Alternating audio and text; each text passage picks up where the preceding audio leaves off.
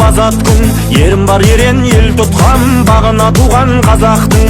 Үмітін елдің ақтаған, іргесін жердің сақтаған. Өзіңдей қайсар ұлы бар, қазағым мен ай мақтанам.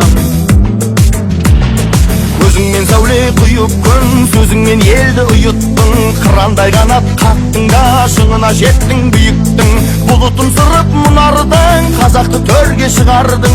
Алдына шықтың жарқырап, әлемді көшбасшылардың. Есілдің екі жағасы, көзіңнің ақ пен қарасы. Өзіңе мәңгі қарыздар, қазақтың әрбір баласы.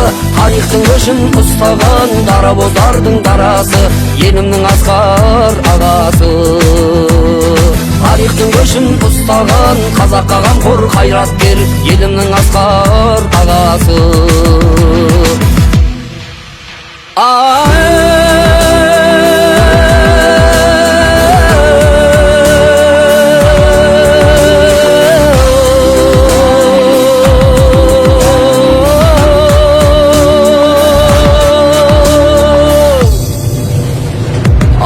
Кет тау беделің, тұлғасы таудай кемелім. Арқаға айдай қаласап, төбемді көкке теңедің. Еліңнің ертең күні үшін таппадың түкте бір тыным. Арманнан туған астанаң, байтағы түркі жұртының. Скажите, вы молодая столица, у вас не хватает бюджета. Вы буквально за несколько лет переехали, по сути, в степь. Как вы на такое решились? Почему вы это не двигали планомерно? Эльваса, шутя, сказал очень простую фразу. Вы знаете, казахи — это не немцы.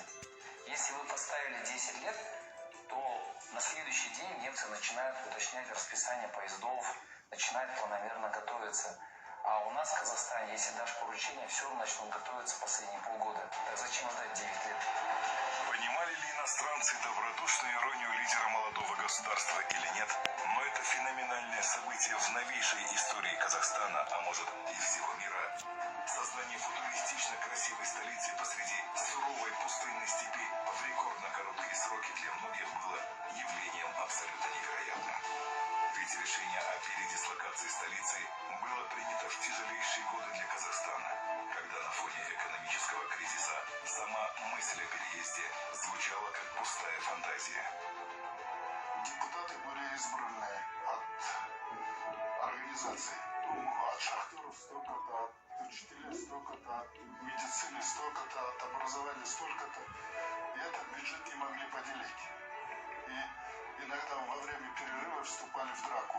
И вообще бюджет остался неутвержденным. В 1993 году парламент распался, а бюджет неутвержденный. И в таких тяжелейших условиях, просто словами легко, наверное, сказать, написать можно легко, но это видеть было очень тяжело. Тем не менее, стоя на трибуне на пленарном заседании сессии парламента в 1994 году, глядя в напряженные и настороженные лица сидящих, Нурсултан Назарбаев четко и аргументированно изложил все причины, по которым город Акмола должен стать лицом и сердцем независимого Казахстана. Анализ, проведенный по 32 параметрам науки, которые полагается смотреть в этих случаях, среди которых социально-экономические показатели, климат, ландшафт, сейсмоусловия, окружающая среда, инженерная транспортная инфраструктура, строительный комплекс, трудовые ресурсы и другие, показал, что из всех вариантов